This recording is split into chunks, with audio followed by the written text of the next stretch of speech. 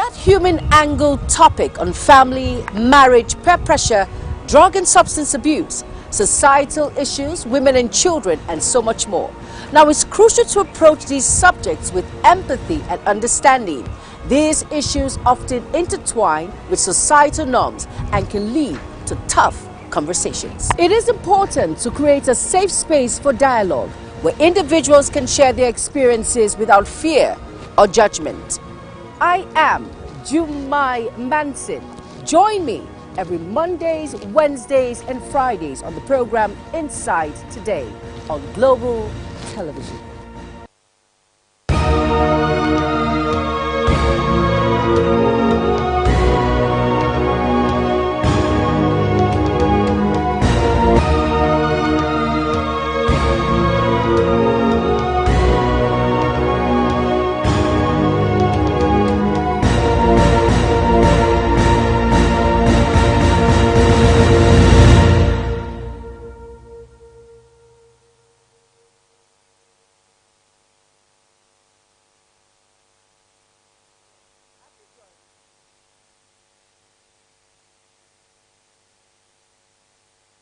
Fashion diplomacy strategically employs fashion to forge international connections, facilitate cultural exchange, and, yes, stimulate economic expansion. In the dynamic world of fashion, where women thrive to express themselves through clothing, many fashionistic views, where women often lead the way in showcasing marriage, peer pressure, drug and substance abuse, societal issues, women and children, and so much more. Now, it's crucial to approach these subjects with empathy and understanding. These issues often intertwine with societal norms and can lead to tough conversations. It is important to create a safe space for dialogue where individuals can share their experiences without fear or judgment. I am Jumai Manson. Join me every Mondays, Wednesdays, and Fridays on the program Inside Today on Global Television. All right, you're welcome back. And if you're just tuning in, like I mentioned before, it's a very interesting topic looking at fashion diplomacy. Now, weaving continents together through fashion to boost the economy. And I mentioned that I am being joined by Bukola Yekin Ajani. She is the co-founder, CEO, Garment Business Consulting Limited, and she is also the president, Association of Women in Fashion Tech. Now, good afternoon, Ms. Bukola. How are you doing today? It's great to have you on the program. Thank you for being a part of the program. Can you hear me? All right, we're going to be looking at fashion diplomacy. Now, fashion diplomacy, it seems to be, Ajani, we'll be throwing more light on the trend fashion diplomacy. Of course, last week we celebrated Women in Diplomacy, and looking at this critically, it shows how women are beginning to involve in the world of fashion, and that is why she's here to throw more light on the new trend, fashion diplomacy. Now, Mrs. Bukola, are you here? Yeah, thank you. Can you hear me now? All right, it's great to have you on the program. Now, let's talk about fashion diplomacy. It's a new trend now. Now, can you throw more light in what it's all about? Nations through style. You know, when you're talking about culture, you're talking about economic understanding, and you're talking about culture. Thank you. Talking about culture. Now, I know that you are a fashion tech. You are the president of the association. Angle topic on family, marriage, peer pressure, drug and substance abuse, societal issues, women and children, and so much more. Now, it's crucial to approach these subjects with empathy and understanding. These issues often intertwine with societal norms and can lead to tough conversations. It is important to create a safe space for dialogue where individuals can share their experiences without fear or judgment. I am Jumai Manson. Join me every Mondays, Wednesdays, and Fridays on the program Inside Today on Global Television.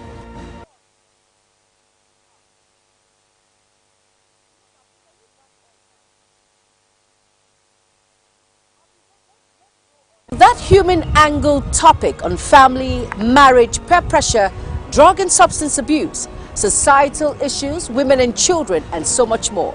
Now, it's crucial to approach these subjects with empathy and understanding.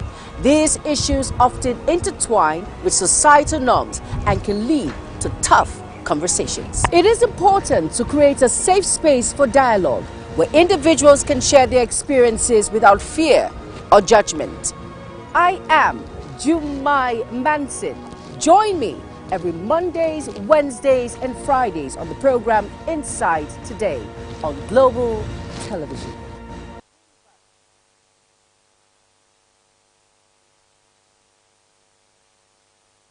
All come in to just give that intertwine. So fashion and tech, that collabo, do not know how it's going to pull through, but let's just see how well it pulls through. She's the president of a fashion tech, and that's why I really want her to expatiate when it comes to tech and, of course, fashion in Africa. And, of course, Ms. Bukola Ajani, are you here with me now? Yes, thank you. All right. Now, I mentioned, I said, please expatiate on the new fashion awakening through tech in Africa. Yes.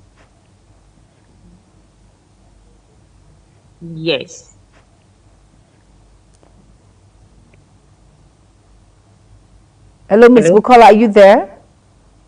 Okay, can you hear me? Yes, I'm here. I can hear you. Please go ahead. Let me try.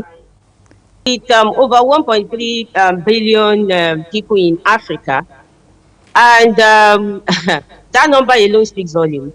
It is normal for us to start our production, the production of our clothing by ourselves. And when you want to do that, there is no way we will not talk about mass production. And when you talk about mass production, you're talking about technology. And the way it is now, technology is becoming so popular in Africa, and it's becoming awakening because of number one, we have higher number of youths in Africa, which is driving technology, and also the fashion technology is easier to build on as a career, because in Africa now, just like I mentioned, the population, we are at an advantage of population. Then we have a lot of youths, and also the craftsmanship is top notch.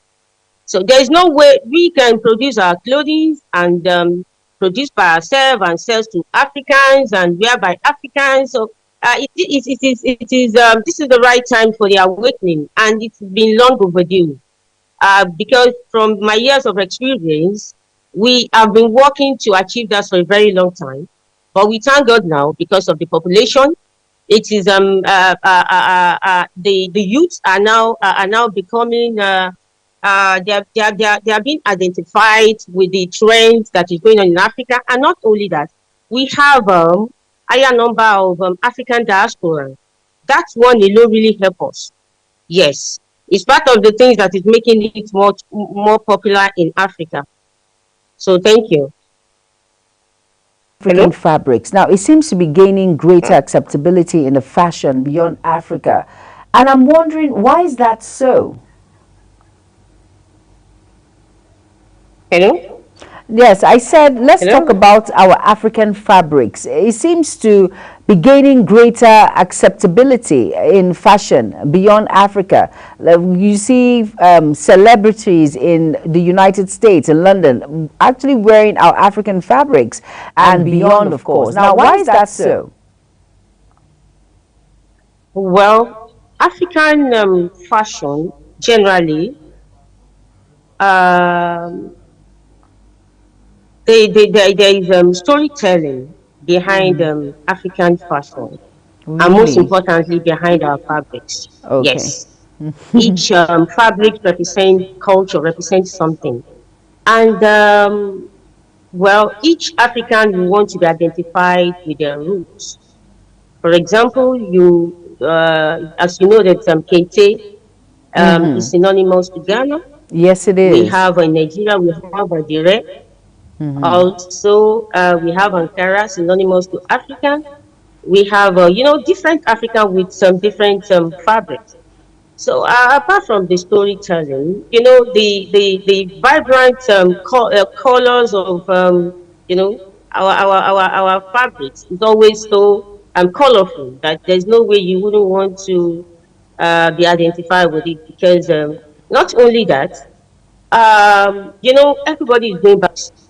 They have this ethical value, so it supports naturally sustainable ethical fashion, because most of our fabrics, if it is not 100% cotton, it is something that can be biodegradable. So there is no way, because the whole world is moving towards ethical fashion. So naturally, our fabrics will be highly recognized. Let's go to technology now. We know that technology is expensive. Now, how can Africans who are interested have the fundings to meet up with tech trends in fashion?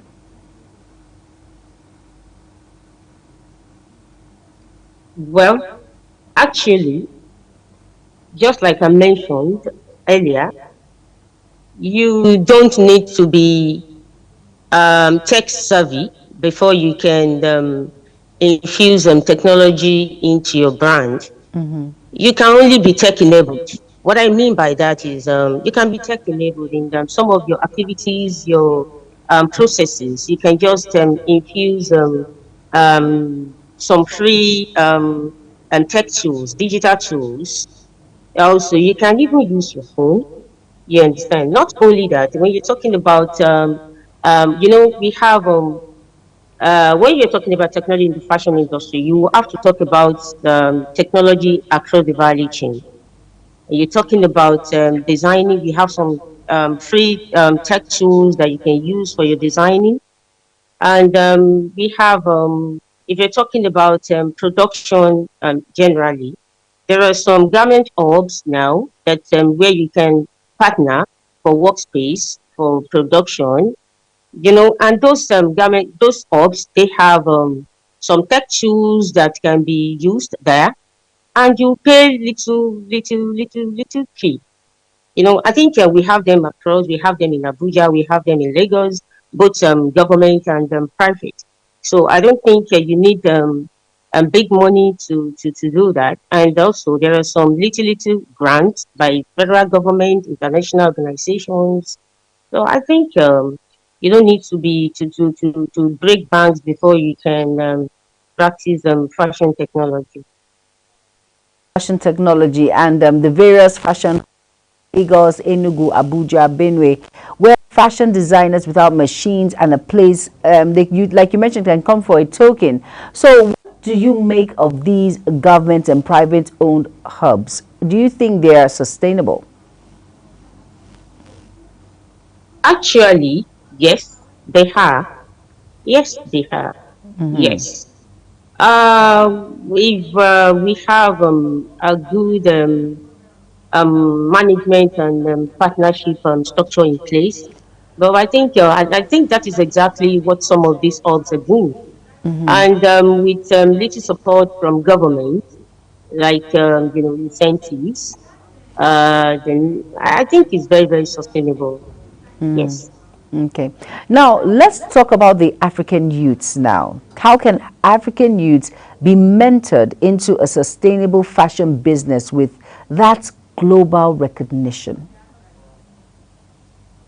Hmm. That is a very good question. The form of training that we're used to in Africa cannot compete globally, and that is what we were used to. It's a conventional form of training. But now, the training that we need now, and that is exactly what brought about fashion technology. Whether we like it or not, we must infuse technology in our fashion strategies, fashion processes in Africa. And let me tell you, to mentor youth now, we are going to need three different form of mentorship. We'll be talking about they will need three mentors. That's why I mentioned three different mentorship. They're going to need them foundational mentors. This one, I call it technical mentor. What they do is they will be in charge of core skill like sketching, sewing, digital tools, the use of digital tools, and also they will need what we call business mentors. Business mentors, they're the ones that will, help them in terms of costing, in terms of sourcing, keeping their books, and just like where we started from. I think that is what brought about fashion diplomacy. You understand? So, thank you. That's the African Continental Free Trade Area, that's the AFCFTA, help the economy of nations and individuals across African continental and beyond the continent.